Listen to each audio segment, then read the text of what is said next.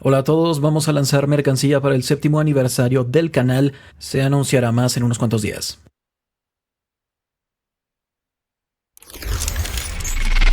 Será un gran honor si nos acompañan.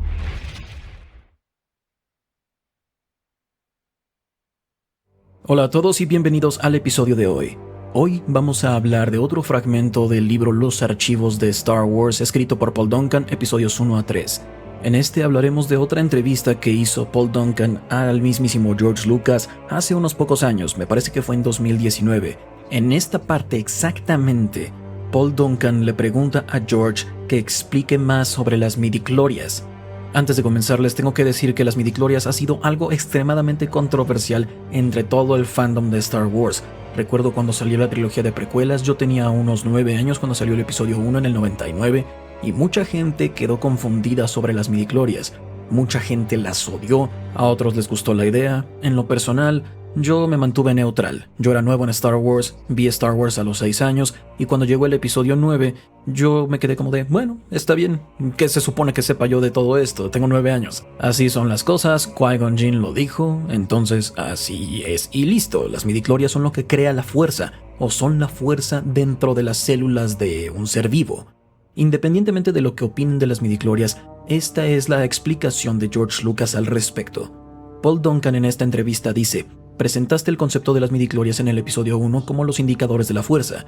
George Lucas responde: esta es la cosmología, la fuerza es la energía, el combustible, y sin ella todo se viene abajo. La fuerza es una metáfora para Dios, y Dios es esencialmente algo que no puedes conocer. Pero detrás está otra metáfora que encaja también en la película que no me pude resistir. Las midichlorias son el equivalente de la mitocondria en los organismos vivientes, simplemente combiné esos dos para que fuera más fácil para el espectador. La mitocondria crea la energía química que convierte a una célula en 2 células. Me gusta pensar que hay una realidad unificada en la vida y que existe en todos lados en el universo y que controla las cosas, pero que también la puedes controlar. Entonces, antes de continuar, les quiero decir, yo nunca supe que esto es lo que George Lucas pensó al respecto. Siempre vi a las midichlorias como una especie de entidad o bacterias que existían en las células, y en lo personal me pareció extraño, pero bueno, eso es lo que él quería que fuera. Pero esta explicación, esto que viene directamente de George, en verdad me ayudó a entender y a que me gustara más esta idea. Son como receptores casi, que cuando reciben el impacto de la fuerza, se encienden. Y el usuario, dependiendo de cuánto potencial tenga para usar la fuerza, dependiendo de cuántas midichlorias tenga, podrá mostrar su verdadero poder. Ya saben, tienen que entrenar, adaptarse, aprovechar sus midichlorias para que todo llegue a su máximo, aumentar su fuerza con la fuerza. Pero en resumen es como la fotosíntesis, él lo dijo, y continúa. Por eso lo dividí en la fuerza personal y la fuerza cósmica. La fuerza personal es el campo de energía creado por nuestras células al interactuar y al hacer cosas mientras estamos vivos. Cuando morimos, perdemos nuestra persona y nuestra energía es asimilada por la fuerza cósmica. Si tenemos suficientes midichlorias en nuestro cuerpo, podemos tener cierto control sobre nuestra fuerza personal y aprender a usarla, como la práctica budista de aprender a caminar sobre carbón ardiente. Algunas personas no pueden porque no tienen tantas midichlorias. Es simplemente cuestión de genética. Entonces, mientras más midichlorias tengamos, más acceso tenemos a la fuerza. Entonces tenemos que entrenar para poder usarla. Por lo tanto, como les diré en un segundo, George dijo que todos tienen el potencial de poder usar la fuerza, es decir que hasta Watto tiene midichlorias. Estoy seguro de que la cuenta de midichlorias de Watto en comparación con la de Anakin es prácticamente inexistente, pero eso no quiere decir que él no pueda intentar, a lo mejor durante 40 años de su vida, entrenando con el maestro Yoda y quizá otros maestros Jedi de todas las épocas, para poder alcanzar siquiera poder hacer un empujón o algo por el estilo. Por ejemplo, podemos ser buenos en matemáticas y en el piano, pero para ser doctor en física o concertista hay que entrenar, hay que aprender a usar la fuerza, usar los genes que te dan el talento, que te hacen diferente a los demás. Tienes que ser encontrado y encauzado. Si tienes más de cierto número de midichlorias, te puedes convertir en un Jedi. Los Jedi te entrenarán para conectar con tu fuerza personal y luego a conectarte con la fuerza cósmica.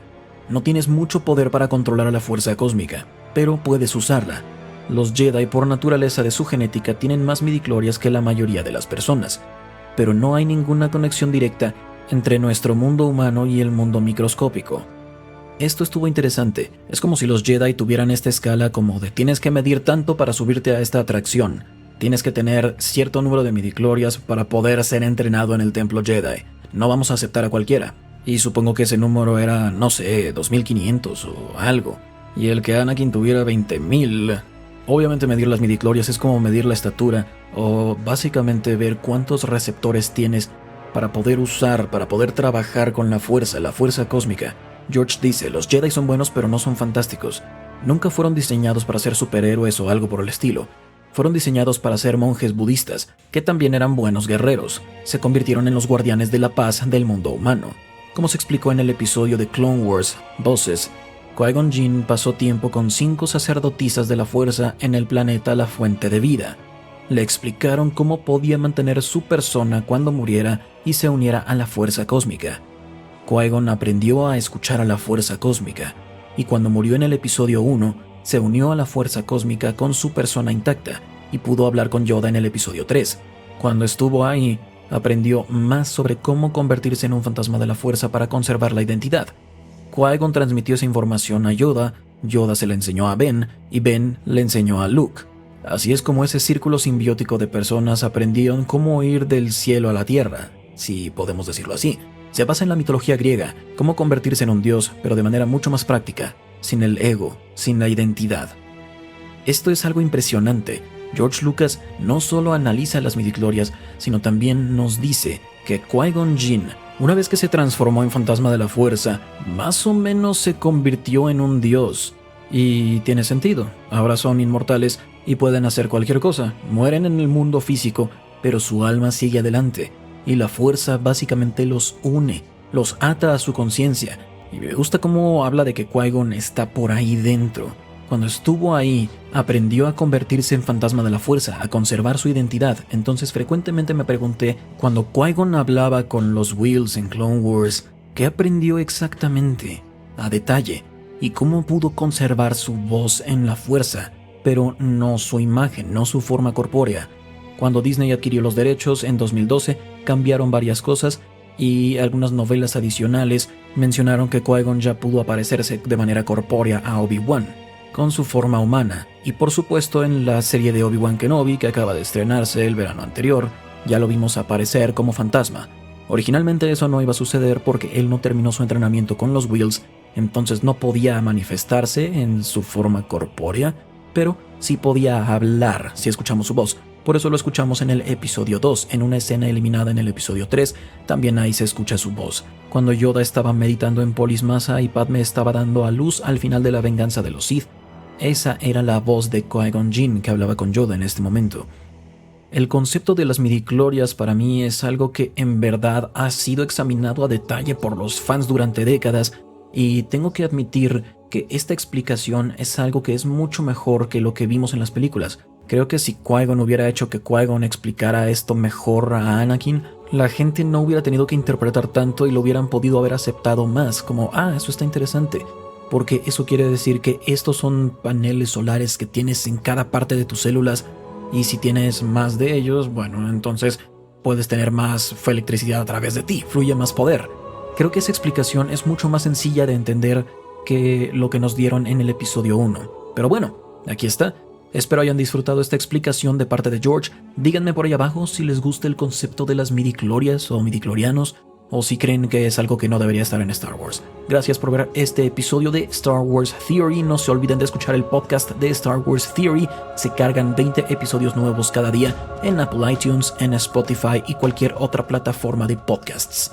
Pronto llegará la mercancía del 7º aniversario del canal. Más información vendrá en los siguientes días. Gracias por apoyar al canal y por ver este video. Dejen un like si les gustó y nos vemos en el siguiente. Hasta entonces recuerden, la fuerza estará con ustedes siempre.